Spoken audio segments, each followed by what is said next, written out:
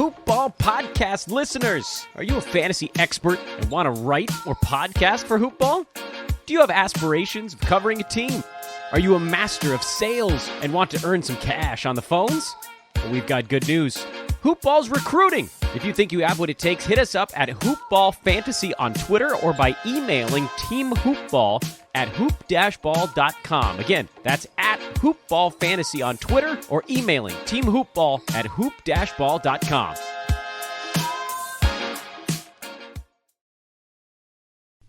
The following is a Hoop Ball presentation.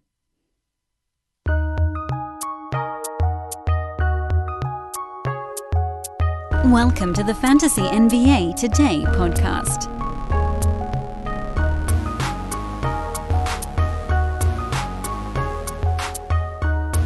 Happy Thanksgiving, everybody. Welcome to Fantasy NBA Today, a Hoop Ball presentation. Yes, there is no time for rest as we run up towards the start of the NBA season. I don't know how many people are doing a Thanksgiving episode. I am fully aware that I'm a crazy person, but we only have 26 days until the season starts, and there are, I would venture to say, more than 26 days worth of content that we need to get out there into the world, especially as we're only 3 days. We're only 3 days into our sweep around the NBA. We still have the entire Western Conference to do post-free agency. We have Yahoo's ADPs to go over, which those are going to take a long time. That might be a whole week all by itself. Sometimes we'll even do a quickie on ESPN stuff. We're going to be getting into some mock drafts, and before you know it, your draft will be happening. So no rest for the weary. We dive on in today. I'll try to talk a little faster than usual. I mean, I know it's not my MO to be a fast talker, but we'll try to get through this stuff a little quicker than usual. First thing, however, is that because this podcast is coming out, I think, basically as the first game on Thanksgiving begins, I want to remind you guys of what my bookie has going on today and tomorrow, should you happen to listen to this show after the first game on Thanksgiving, but before anything happens on Friday. Well, we will have another show on Friday, but that show will actually begin after the odds boost stuff begins. We are going to be winning without any handicapping, without any sweating, anywhere from probably $100 to $450 to $500 over the next 2 days with my bookies promotions that they're putting out that occur, and there's actually more on Cyber Monday, but we haven't even gotten that far yet. Today, it's a risk-free wager on the Lions-Texans game. I know I typed Titans on the internet, but I don't care. That's how little it matters. That's how little you need to know about these wagers to get down on them. Open up a MyBookie account using promo code HoopBall. That part is really important because we want to make sure they know who sent you. It also unlocks a bunch of different deposit match bonuses if you want to use that stuff. That stuff you should use if you plan on gambling for a very long time because there's rollover requirements and things of that nature. You can turn down the promotional bucks and still use the promo code because that's really important. Again, mybookie.ag, promo code HoopBall. Today, you can bet up to $250 on Lions-Texans, and even if you lose, they will give you your bet back. If you win, it's just like any wager. Then there's no promotional anything involved. If you bet, I don't know, what is it? Is it Lions +3? Is that what the line is right now? If you bet Texans -3 or Lions +3 and you win, you just win whatever you bet, minus the VIG. So if you bet $250 and your bet hits, you win your $225. Do whatever you want with it. You can cash it out that moment if you like. E-check takes a couple of days. Bitcoin takes a couple of minutes, I believe. If you lose, you get your $250 bet back. And it doesn't have to be a $250 bet. It's anything up to $250. So you could put in $100 and bet $100 on it, and if you lose, they'll give you your $100 back. It's risk-free. It's Texans-Lions only, which starts like in a matter of seconds. That's why I wanted to do it at the beginning of the podcast. And then the beauty part is, I mean, in addition to the fact that it's a free bet, that's a beauty part. And the second beauty part is that tomorrow, Friday, there are odds boost wagers every hour from 7 a.m. Pacific through 8:30 p.m. Pacific. So 13 and a half hours they give out a different odds boost bet every hour on the hour. So we have to check in every hour on MyBookie. That's important. I'll be live tweeting it. I'll guide everyone through it. It's a promotional wager they put up every hour. We log in, we bet it. We basically almost always win it. These here hitting at like a 90% clip, and there's no strings attached to them. It's free cash. Okay, so you're with me up to that part. Here's that second beauty part I was talking about. If we lose our Turkey Day risk-free bet, say you bet $250 on it, or say you bet $100 on it. Maybe you don't want to do $250. You put $100 on the game today, Thanksgiving. You lose. They give you that $100 back. There is a one-time rollover, meaning you can't just take that $100 and immediately cash it out. You have to bet $100, not all in one wager, just in total, before you can make a withdrawal on your risk-free returned money. That's not the case if you win it. If you win your bet today on Turkey Day, you can do whatever you want with it. It's just straight cash. If you lose it, the promo bucks they give you back is only 1x rollover. This is why this is so fantastic, because tomorrow on Friday, we'll be betting more than that.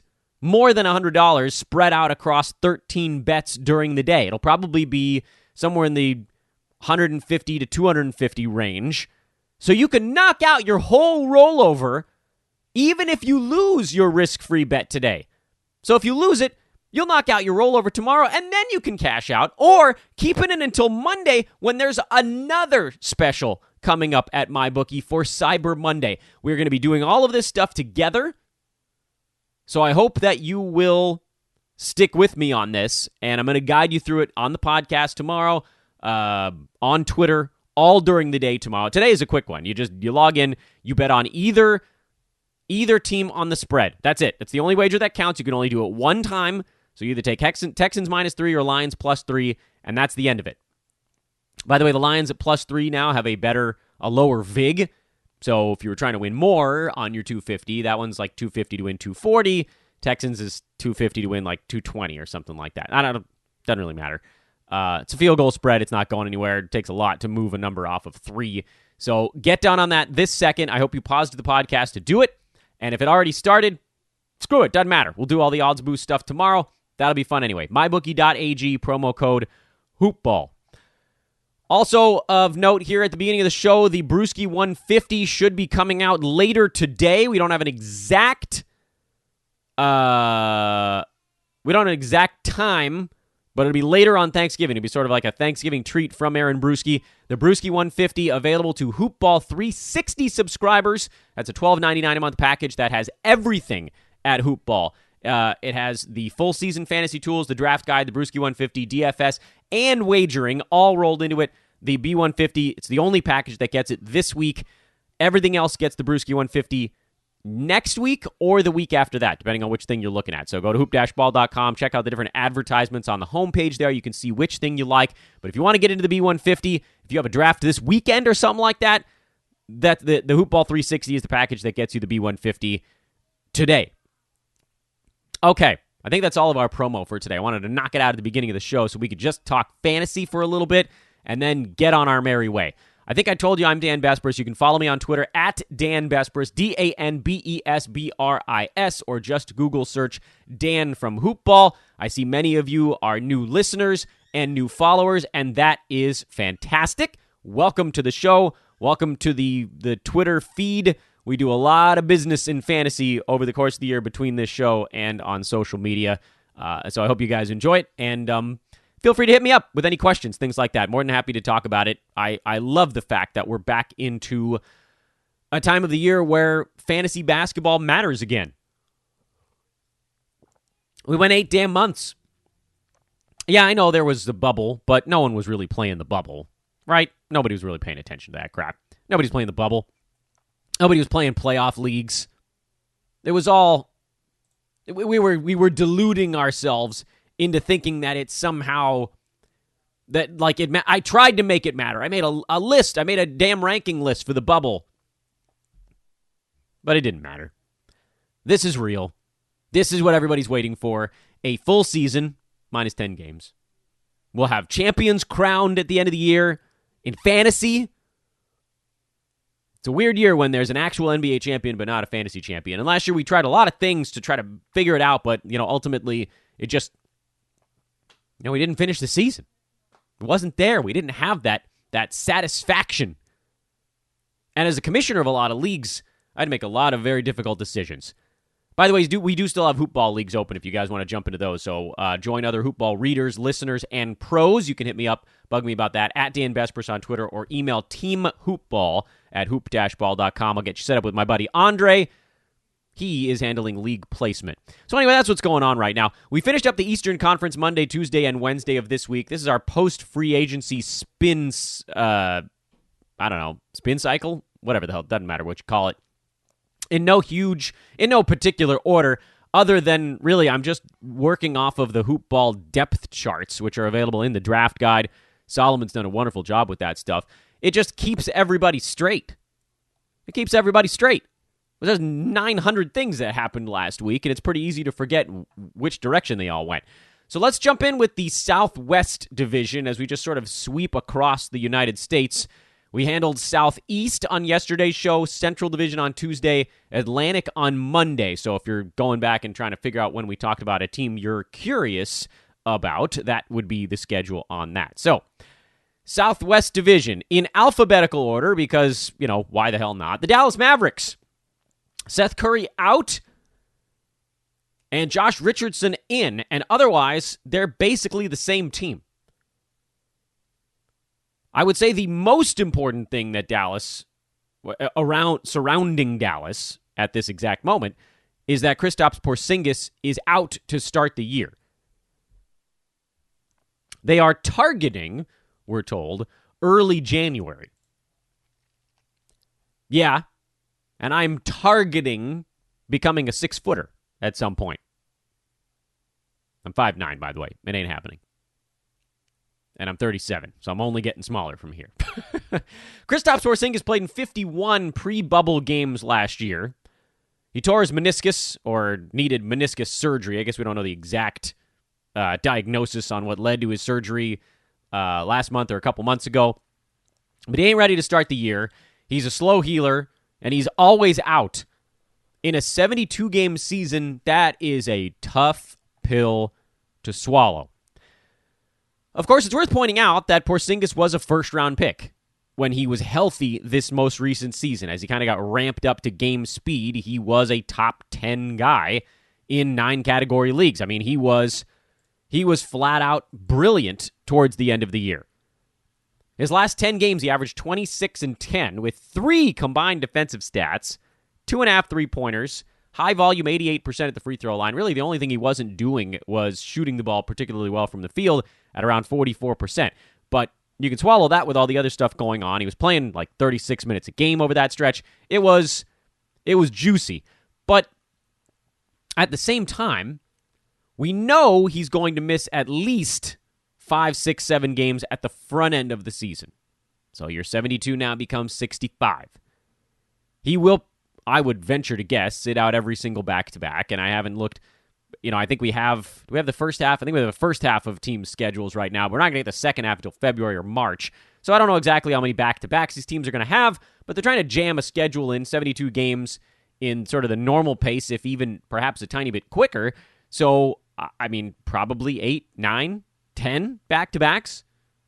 Now you're down to 55 games. 56, 57 at the absolute most. Do we think he actually stays healthy all of those games? I doubt it. 53, 52. Is that what we're talking about here? A guy that you're gonna draft knowing he's going to miss probably 20 of 72 games? It does, like everything in fantasy, depend on ADP. But this is still Kristaps Porzingis. And while I think you're seeing in some pro drafts, some sort of early industry mocks, he's actually going, relatively late. I don't think that's going to hold when you get into the normal draft process, the ADP of things. Yahoo's got him pre-ranked in the 30s, which is going to steer his number probably into the 30s. That's the way it works. These big websites, when they set their markers, when they plant their flags on guys, people just draft them near where the big sites put him. That's just how it works. There'll be minor fluctuations, and as the market moves, you'll see the big sites react to it, and then the ADPs will start to change. But Porzingis is going, end of third, early fourth round right now. As good as he might be, and by the way, I don't think he's going to be a top 10 guy when he's playing this year because they're going to have to go easy on him a little bit if he maybe gets healthy by the midpoint again, and maybe he closes the year strong with the missed game factor sort of rolled in there. But kind of looking back at this most recent season, let's try to compare it to someone else that was very, very good but missed a bunch of ball games, and then you'll kind of have your totals versus per game comparison. How about John Collins, who played 41 games this year? I mean, Porzingis himself is not a terrible example. He played 51, but I actually think he's going to be at a lower percentage this coming year, starting the season hurt. At least last year, they had basically just sat him for a season so he could get mostly healthy. John Collins played 41 of Atlanta's, I think it was 63, doesn't matter, 62 to 64, someone in that neck of the woods game. So he played about 2/3 of them, and I think that's roughly what we're expecting out of Porzingis, somewhere in the 65 to 75% of his team's games this year. John Collins was number 7 by averages, and by totals, wait for it, 42. And that's kind of a best-case scenario for Porzingis, is to be really, really good during the time he's on the floor. What if you take a slightly worse example? Someone who's putting up numbers like that, but maybe was, more like a second-round pick. How about Joel Embiid, who played 44 of Philly's, I think it was 65 games during the regular season, so he missed 21. Not that far off, perhaps, from what we're looking for out of Porzingis. Embiid was number 15 by averages, and Embiid was number 55 by totals. That's probably your target zone for Porzingis this year. If he's falling into the 6th round, because, right, Embiid there puts him in the sort of middle back end of the 5th round, so you want to draft him later than that. Not Embiid. I'm talking about Porzingis right now. I'm just giving an example of someone that did this most recent season what we're probably expecting KP to do this coming year. You want some value on him, meaning if he's falling into the 60s, 70s, anything like that, yeah, you consider it. But if he's really going in the 30s, woof. It is damn hard to miss 30% of your team's games and end up inside the top 30. There just aren't that many guys like that. How many dudes? I mean, John Collins was basically the closest example we could find. Missing that many games and somehow staying third round relevant, more or less. So that's a big deal for Dallas because, I don't think Dwight Powell is going to be fully ready to go to start the year, which means they're going to be mixing and matching a bit at the center position. Willie Cauley Stein is back, I believe. Maxi Kleber ended up playing pretty well towards the end of last year. But, even then, it wasn't like he was cleaning up. It's not...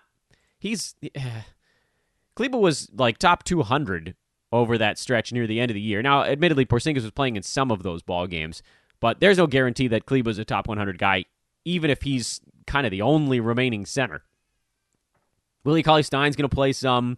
Boban's going to play some. Dallas is all about mixing and matching. We saw it at the guard position last year. I'm actually more interested, instead of trying to capitalize on how much Porzingis is going to miss, I'd rather look at the Seth Curry-Josh Richardson swap. Because Dallas also unloaded DeLon Wright. He's in Detroit now. We already talked about how he's probably going to have a pretty good year. The backcourt thinned. There's no way around it. DeLon Wright, Seth Curry gone, Josh Richardson in. Josh Richardson can also play small forward if they need him to. I mean, traditionally he's more of a shooting guard type, but between he and Tim Hardaway, someone's probably going to have to slide up a little bit. With Porzingis out, both Hardaway and Richardson are going to get a bunch of shots. When KP comes back, that's going to slice into their fantasy value. But I don't care, because Josh Richardson was pretty bad last year, and it makes me think that he's not going to get drafted all that early this season. My guess would be probably around the edge of the top 100, if I had to try to put a finger on it. Richardson wasn't himself last season. He wasn't. I mean, he never really got healthy. He was sitting near the top 150, just not playing a ton of minutes, not getting many shots. He wasn't right. He was never right last year. The whole thing was a down injury season. And he was a fourth option in Philadelphia. Behind Embiid, behind Harris, behind Ben Simmons. He was the fourth option. There's no arguing it. He was almost the fifth option. He took 0.1 more shots per game than Al Horford. In Dallas, it's not that he moves way up the pecking order, because Luka's always number one. KP, when he's playing, is a big number two, which is kind of like the Embiid Tobias Harris thing. But then, I'd rather be in a competition with Tim Hardaway Jr. for touches than Ben Simmons, because Simmons has the ball to start possessions, and Hardaway doesn't. Most of his looks were coming off of stuff generated by Luka and KP, which can now go to Richardson as well. And there's just minutes, There's minutes available. DeLon Wright played 21 minutes a game last year. Seth Curry played 28. Those guys being out, and I don't know, J.J. Barea will play a smattering of minutes, but he's basically a coach at this point. Richardson's going to be able to soak up, if he wants, probably 30 plus. So it's not that I'm going to be reaching for him, but if he's going to go near 100, maybe I'll grab him 2-3 slots earlier and just kind of make sure I get him, because he's going to have a pretty good year, I think. Of course, the problem with Richardson is that I don't know that his defensive stats are ever coming all the way back. And that's something that we counted on, knowing full well that his usage was going to plummet into oblivion in Philadelphia last year, going from 14 shots a game in Miami to 11 and change. I think he can probably keep that, dozen shots a game going this year. I think you probably see the three-pointers trend back up a little bit. He actually played okay during the playoffs for Philly, and I know Simmons was out. The steals and blocks, tough to say. Is he now that guy that only gets one steal a game? Can he go back to being the guy earlier in his career that was getting 1.5? I wouldn't bank on it. But there's a possibility, which creates a little bit of upside, a little bit of wiggle room on that defensive side to create something for him. He's going to hit threes. He's a good foul shooter. Doesn't get there all that often, but, decent enough. And he should have an okay bounce-back season. I think he's the more interesting Dallas Maverick as opposed to trying to squeeze something out of a center position. By the way, another note on Dallas, Dorian Finney-Smith played a ton of minutes at small forward last year. This is, again, while you're looking at it like, so Josh Richardson, the path is pretty clear for him to get playing time. Shuffle along. Houston Rockets, they've had a busy offseason. Rob Covington traded to Portland. Trevor Ariza in and then out again. Jeff Green elsewhere. Austin Rivers elsewhere. James Harden, Russell Westbrook, both on the trade block. Signed Christian Wood and Boogie so far this offseason. So what the team is going to look like in 2 weeks, I really don't know. I will say, though, bringing in Boogie and Christian Wood is a pretty good effort to keep at least one of their superstars from leaving. Harden is certainly the easier player to trade because, he's one of the top two probably offensive players in the entire NBA. Russell Westbrook, his limitations are a bit more obvious. But I don't know. Maybe they go into the season with both of them. Who knows? Maybe bringing in a couple of fresh bodies was enough to kind of get everybody back on the same page. James Harden, if he's still with this same Rockets team and he hasn't been traded, then he's still the number one guy, although that cloud is hanging over him. Westbrook, we saw, looked better last year. His value goes up most places he ends up because he's probably not going to end up with someone who has the ball in their hands as much as James Harden does. You just have to assume that would be the case. If he goes somewhere else, it's not guaranteed, but probably 85-90% of the time, it will be an improvement for him. A couple spots where it wouldn't be, but I don't think those teams can get him or want to. One thing with the Rockets team now is that, this last year there were two very clear guys, Harden and Westbrook, and so there was this constant struggle for fantasy players to figure out if any of the other guys on the floor could sustain value. And Covington became that guy when they traded for him midseason because his game was built around threes, steals, and blocks. And he can do that alongside Harden and Westbrook. With PJ Tucker, you needed rebounds, you needed steals, you needed some threes. It wasn't really happening consistently. Daniel House was kind of in and out of having value. This year, I think this team is a little bit easier to handicap outside of the center position. I'm not touching the Rockets' role players at all because now there are two guys in Wood and Boogie that are very clearly going to be fighting for that third guy to chuck it towards the rim mantle. Christian Wood, very aggressive. Boogie, very aggressive. When those guys touch the basketball, they're going to huck it. It's going up. Something's happening.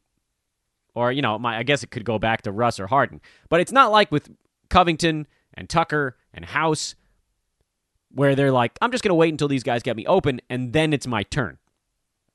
Eric Gordon is another guy who will chuck it, who should not chuck it as much as he does.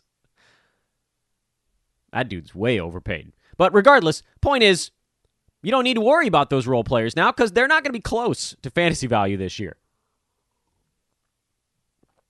Unless someone gets traded. Obviously, we can amend this statement. What about the center position? Well, I think the Rockets do have an opportunity to play Christian Wood at the 4. It seems weird that they would give him that much money and then put him in a timeshare with Boogie at the center spot. It also seems weird that Boogie would come in being told he is strictly a backup center. I don't think that's the case either. We don't have any word on this, but again, it's all about reading the tea leaves. With Christian Wood, you're reading the contract. It's a 3-year deal for $42 million. They are investing in him. They want to grow with him, and they want to use him. With Boogie, this is a guy who wants to prove he's still a viable NBA center with lots of skills. He wants to go to a place that's going to put him on the floor. That's his best path to getting another decent-sized NBA contract, is to go to a place, put up some numbers, do it while being healthy, and then look for a 2 or 3 year deal. So I don't think Boogie's going to Houston with them like, we'll give you 18, 19 minutes off the bench. No way. I have to think, and I don't know that promises were made, a wink, wink, nod, nod thing. Yeah, Boogie, we'll give you 24, 25 minutes a game to, reprove yourself, and if you're good, we'll keep you out there. If you're helping the team, if you're not, we'll dial you back a little bit, but at least you can show people that you're healthy. So with that in mind, I think you see the Rockets go back to a little bit more of a traditional lineup and maybe sometimes even a giant lineup where PJ Tucker might, maybe he is your starting power forward. Maybe Boogie is coming off the bench, but you could see this as a situation where, PJ comes out after 6 minutes, Boogie comes in, gets 7-8 minutes there, or maybe Wood comes out. I don't know. But depending on how this thing goes, you put him in a kind of a 3-man wheel there at the power forward and center spot where Boogie obviously can only play center. Wood and Tucker can kind of play both. Not that they want to put PJ at center again, but we've seen it before. So if those 3 guys are getting all of the power forward and center minutes, it's pretty easy to see a path where you're talking about 96 minutes split between 3 guys. That would be 32 if they split them evenly. I don't think Boogie gets up to 32 minutes a game. I think Wood and Tucker very well could. So dial Boogie down to, 26 minutes a game? Slide someone like Daniel House up to play a couple of minutes at power forward. That chews up the other 6-7 minutes we were wondering about there. Put him at, I don't know, let's call it 32 for Wood, 32 for Tucker, 26 for Boogie, 6 for Daniel House. That's your power forward and center rotation in Houston this year. Very reasonable. think they have a power forward named Kenny Wooten, who I know nothing about. But basically no one else on the roster can play those positions. So there's plenty of minutes for them. Wood is going to be dramatically overdrafted, which is fine. I mean, he's going to have a good fantasy year, but of course the problem is now that he's got his starting gig and everybody's been sitting on and waiting for him, he's probably going to go in the 40s, if I had to guess. His early ADP is in the 5th round. I bet that moves up by a round between now and opening day. And I don't know that it's going to be, like, I think it's already happened. I think it just gets reflected in the ADP between now and opening day. The guy that I would look at on the Houston Rockets, I mean, obviously you're looking at Harden. If you have a very early pick, Westbrook is a hard pill to swallow in 9 category leagues. 8 cat, he should have a pretty good year, I think, with rest days mixed in. To me, there's a very reasonable case to be made to grab Boogie. Why not? It's a bad injury, obviously, and he'll definitely have rest days, and he's not going to get a ton of minutes right out of the chute. That would be a terrible idea. But we have seen before that he can very easily put up fantasy value in 24 minutes a game. Easily. I mean, look at some of the things. Look at the handful of games he played in Golden State before he got hurt in the playoffs. He was averaging 26 minutes a game with the Warriors and was at 16, 8, and almost 4. And throughout his career, he's always had more than a steal and more than a block per game. The only thing he's really not been good at is free throw percent. And, frankly, you can swallow that down. You can swallow that down. So, hell yeah, give me Boogie as... I mean, look at those numbers, 2018, 2019 with the Warriors. Just go back and look at the rankings during those games he was actually playing. He was a top 40 guy. Do I think he's going to be a top 40 guy for the year? I do not. But he has a lot to prove, and I'd be floored if he didn't hit 24 minutes a game with Houston this year. I don't, however, have the first foggy bleeping clue where he's going to get drafted. I've got to think it's relatively late. Ain't nobody paying attention to the dude coming off of repeated surgeries. I would seriously take him. I would consider taking him in the 9th round. For real. There's some other guys in there that, you could make an argument. What is the 9th round? Puts you at end of the 8th round is 96. So between 97 and 108. Hell yeah, absolutely. The other guys going, by the way, in that range are guys like Duncan Robinson, Serge Ibaka, Bogdan Bogdanovic right now. Oddly, Michael Porter Jr. going pretty late. That surprised me. I think he'll move forward. Larry Nance is a guy I might take over Boogie, but not too many other guys once you hit the 100 mark that have that same level of upside. Just a handful. Really, just a handful. We're talking 9-cat right now. Larry Nance, I think, has that upside once you get past, an ADP of 96. Man alive. If you go a little bit earlier, you move into other centers like Al Horford and Thomas Bryant.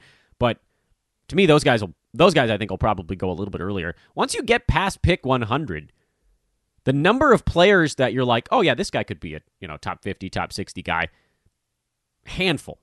You can count them on one, maybe 2 hands. So yeah, I haven't talked about him much on this podcast, but I actually think he could have a pretty good year if he's healthy. Easier grab to make in a roto league with a games cap, to be completely fair. I said I was going to talk faster today, and I'm definitely not doing so. The Memphis Grizzlies, minimal changes there. So at least that's easy. Still love me some Jonas Valanciunas. I do not love me some Jaren Jackson Jr. because we've been told he's hurt to start the year, which means I do now love me some Brandon Clark even more. Where the hell's Brandon Clark going? There's your good question for the day. What's his early ADP look like? Probably not early enough. Let's see. Where are you, Brandon? And again, these things can change. There he is. He's going in that same window. Geez, there's some good options in that right now. Nothing moves on that front. So Brandon Clark, I don't know why you'd. I don't understand, man. ADPs are so weird. Interested to see how some of these numbers shift over the next week or two, but I'm starting to think that this is going to be one of those years where buzz takes over way too much. What are we talking about here? Brandon Clark was number 79 in 9-cat last year in 22 minutes a game. If that goes up to 24 or 25 this year, he can leapfrog into the top 60, 65 conversation. Don't know why he's going so late. So I love me some Brandon Clark. I love me some Jonas Valanciunas, who's certainly going to go earlier than Clark, but generally not early enough. Dude, JV was number 47 last year. He was great, and he was healthy. And his early ADP is 75. What's happening? Am I going to take a risk on Ja? Probably not. Memphis did a smart thing by bringing back DeAnthony Melton, although he showed he didn't really have the offensive aggression last year to get over that hurdle. You could go for him in the last round. I'd be okay with that. Not a guy I'm targeting, even though I do love his fantasy game, just because I haven't seen him take that step forward to asserting himself on offense. We know defensively he's brilliant. He's going to rack up steals, but assert yourself, DeAnthony. Team invested in you. Go assert yourself.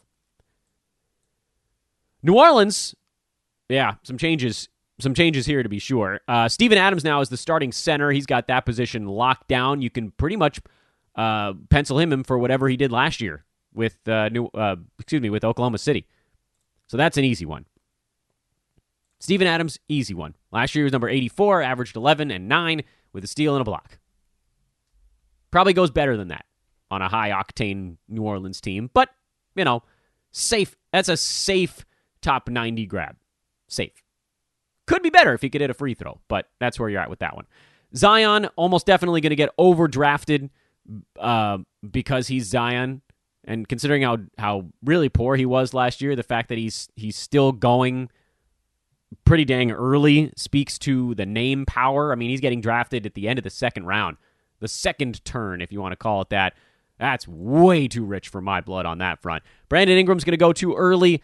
Yes, took a giant step forward, but no, the usage just wasn't really there when Zion came back. Drew Holiday being out does create a little bit more for Ingram, so I think that helps boost him back towards where he was. But he's another guy who... where's Brandon Ingram going now in the early stuff? Has he slid? Oh, interesting. So he was going in the 30s in some of the way too early mocks. It looks like he's slid now into the 50s. That's actually not a terrible idea. So amend my statement on Brandon Ingram. I thought he was going to be going in the 30s, which wipes out his value. If he's really going in the 50s, absolutely, you can take a look at him there. I got no problem with that whatsoever. Certainly not my favorite grab on the team. I like Lonzo Ball. He's going in the 50s. I think I think he could actually still have some value above that. He was number 70 on the year, and he was far better than that towards the end of the season when they got him in there with Zion. And he's going to have a great time now with Eric Bledsoe as the other guard, who's not going to be as ball dominant as Drew Holiday was. So there's a little bit more for all of these guys. Still, I actually like Eric Bledsoe this year. I don't know if he ends up getting moved, but his ADP is way down the board, and he's going to be pretty solid. I don't know where the hell he's going. Is he getting drafted at all in leagues right now? Let's figure out where the heck Eric Bledsoe's going. What do we think, guys? 80s? I bet he goes in the 80s. Oh, boy. He's at 67? Is that possible? Well, that would be upsetting. I don't think that sticks. That would surprise me. I think that's one that's going to fall. But, I mean, if it does stick, then, I'm wrong. If that sticks, then he doesn't have the value that I thought he was going to have. But I bet that falls, and I bet he becomes an old man squad type of guy. So, with New Orleans, Steven Adams, a very safe pick. Brandon Ingram, Eric Bledsoe, we'll keep a close watch on their ADPs. Zion, he's going to get drafted too early for my taste. And then Lonzo Ball, I think should have more buzz around him right now. This could be a really big year for that kid. And finally, the San Antonio Spurs, who still might be moving people. So far, they haven't. We know DeMar DeRozan and Lamarcus Aldridge are both on the block, which that's a damn shame because those guys are prime old man squad types. Of course, the only issue is no matter where they go, they're probably not going to have the authority and the role they had in San Antonio. So if you're drafting those guys, and there's a real chance that I do, you have to know that if something happens with them, it'll be a bad thing. So again, like always, it's going to come down to where they're getting drafted. Right now, Lamarcus Aldridge, early ADP is 48, which, he trounced that last year. He was number 25 on a per-game basis. Did miss a few games late in the year, but obliterated his ADP with another very good season. Demar Derozan was number 43 on a per-game basis last year. He's getting drafted in the early 50s this year. They're very easy picks to make, but they don't have the safe tag like they have in seasons past. Because, what if Lamarcus Aldridge gets traded to who I honestly don't know who puts the pieces together, but let's just make up a team. Like, what if he goes to Portland? He's not going to get as many shots on a Blazers team as he does in San Antonio. That's not going to happen. What about DeMar DeRozan? We heard he was linked to the Lakers earlier in the offseason. That's probably not going to happen. But where's he going to go where he gets 16 shots and 7 free throws a game? Without usage, things go down. Aldridge rebounds less every year as he gets a little bit older. They're trying to move these guys because they just gave Jakob Poeltl a nice long contract. By the way, if they do, Poeltl's a pretty interesting handcuff. If you want to throw him into the bucket, he starts to play 24, 25 minutes, he becomes an easy top 100 guy or better. But it is a dangerous team to draft Poeltl because he could get stuck behind Aldridge for half the year, or either of the old guys because they could get moved to the All-Star break and lose 2, 3, 4 rounds of value. In head-to-head, that's a really tough pill to swallow. In Roto, the fact that they're going to likely beat their ADP while they're still in San Antonio makes it a little easier. And I'm going to be tempted because these have kind of always been my types of guys. But certainly as, good percentages, like these are good percentages, decent defensive stats guy. They're trademark Dan Besbris old man squad dudes. But sometimes you just have to write a guy off. And like if Aldridge really is going to go in the 40s, I probably have to skip him this year. If he drops another round, like let's say these early ADPs are off by a little bit. Let's say Aldridge is actually going closer to 60 than 45, 50. I'll take him at 60. I think even if he gets traded, he'll probably be better than a top 60 guy. And let's say DeMar, let's say he gets drafted in the 60s or 70s. Yeah, you probably have to consider it, even though his path to value isn't quite as easy as Aldridge with the blocks and rebounds. But if they stick where they are right now, if their ADPs really are late 40s and early 50s for LMA and DeMar respectively, I'd probably pass. Much as I love that old man squad stuff, probably pass. The other guys going near Aldridge in the late 40s, Zach LaVine, Mitchell Robinson, Nurk, D'Angelo Russell. I think you just go with someone who is not getting traded. I've already talked about how much I like the centers in New York. I like them a lot. What I would do, however, with San Antonio is keep a very close watch on what's going on with DeJounte Murray and Derek White. Derek White seemed to show in the bubble that he can shoot now. Probably always could. He was very, very good in their bubble games. Derek White was a top 30 guy over the final 10 games of his season, which was mostly in the bubble and then a couple at the end of the regular season. DeJounte Murray was oddly at number 132, but he was in a cold shooting spell where he was shooting 37%. So sort of, the magic of small sample size. With White, medium volume, good free throw shooter. That is very stickable. He only shot 46.5% from the field over that stretch, but he's your rare shooting guard that really could get you a block a game. He could be a 2-1-1 guy. He's going to get some opportunity to score. Not going to rebound all that much, but they don't have a big rebounder on this team anymore, so the guards and wings get to grab a few, and then he'll get a handful of assists because he's a guard. That's just how that works. If you pass and you're a guard, you'll get a couple of assists. I think Derek White could end up being a brilliant fantasy grab this year. I think he finally sees the bump in minutes. Remember, we spent almost all of last year yelling at Greg Popovich to just stop playing mother bleeping Bryn Forbes for 25 minutes a game and let Derek White try to shoot the 3-ball. And then, lo and behold, he was hitting 2.5 a game in the bubble. Like he could just do it the whole time. Maybe, I'm willing to give the Spurs a benefit of the doubt because they've earned it over the last 25 years.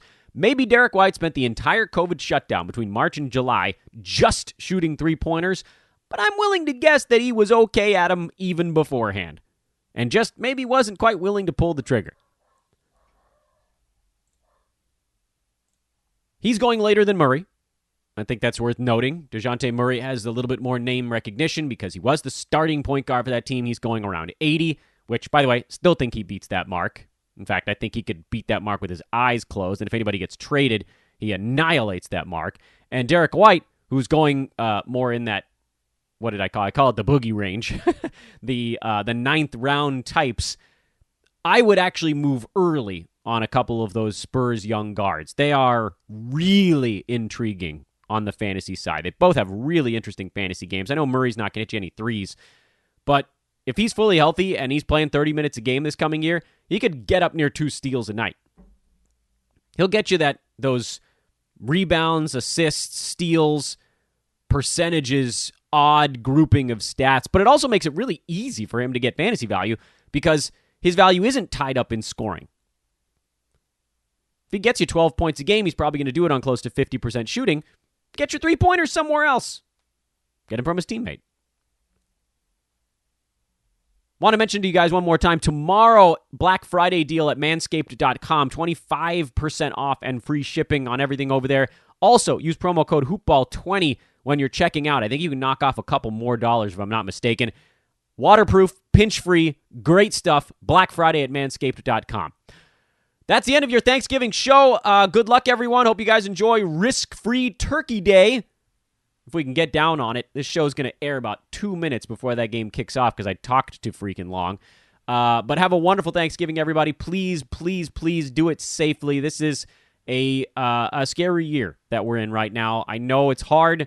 Do your best. We're all going to get through this. Let's make some money today and tomorrow. Again, you can follow me on Twitter at Dan Besbris, DanBesbris. Please do so if you haven't already, because I'm going to be walking you through all of the odds boost stuff tomorrow over at mybookie.ag. Promo code HoopBall. Talk to you guys tomorrow.